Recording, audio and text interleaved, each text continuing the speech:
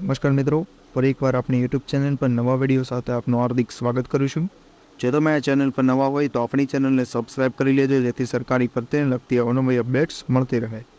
અને જો તમે આપણા વોટ્સએપ ગ્રુપમાં જોડાયા ન હોય તો તેની લિંક ડિસ્ક્રિપ્શનમાં આપેલી છે, જ્યાંથી તમે જોડાઈ શકો છો, જ્યાંથી તમને આ વિડીયોની પીડીએફ તેમજ અન્ય ભરતી વિશેની તમામ માહિતીઓ મળી રહેશે.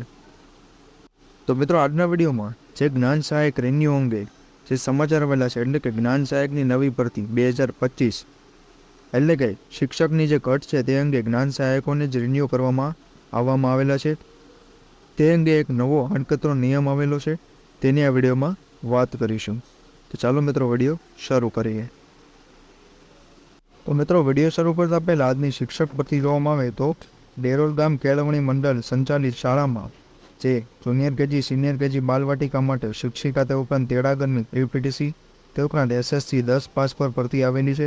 તેનો સંપૂર્ણ વિડીયો પણ આપણી ચેનલ પર ઉપલબ્ધ છે. તે ઉપરાંત 1 થી 4, 5 થી 8 સિક્યુરિટી ગાર્ડ, એડમિનિસ્ટ્રેટર વગેરેની પણ ભરતી આવેલી છે, જે 10 દિવસમાં, એટલે કે હજુ 2 થી 3 દિવસની અંદર પણ તમે આની અરજી મોકલી શકો છો. તો મિત્રો, આજના વિડીયોની મુખ્ય વિષયની વાત કરવામાં આવે તો મેરિટથી નિમાયેલા જ્ઞાન સહાયકના રિન્યુની સત્તા આડકતરી રીતે સંચાલકોને સોંપી દેવામાં આવેલી છે. એટલે કે રાજ્યની ગ્રાન્ટેડ, તે ઉપરાંત માધ્યમિક, ઉચ્ચતર માધ્યમિક શાળાઓમાં જ્ઞાન સહાયકોને રિન્યુ કરવાની આડકતરી રીતે સત્તા સંચાલકોને સોંપવામાં આવેલી છે.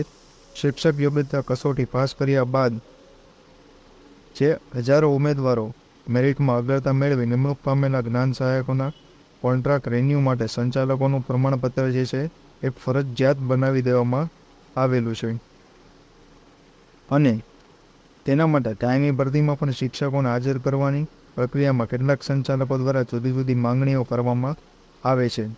અને જ્ઞાન સહાયકો રિન્યુ કરવા માટેનું પ્રમાણપત્ર આપવા માટે આવી કોઈ માંગણી નહીં કરે એ વાતની જવાબદારી આ પ્રકારનો પરિપત્ર કરનાર અધિકારી આપશે, એવા પણ સવાલો ઉઠવામાં આવ્યા છે. એટલે કે આ ટોપિકનો મૂળ ઉદ્દેશ્ય એ છે કે જે જ્ઞાન સહાયકો છે તેને જે પ્રમાણપત્ર સંચાલકો તરફથી મળવું જોઈએ, જો તે નહીં મળે તો તે જ્ઞાન સહાયક તરીકે ફરી રિન્યુ પોતાનો કરાર કરી શકશે નહીં. તો આજના વિડીયોમાં બસ આટલું જ. ફરી મળીશું નવી માહિતી સાથે.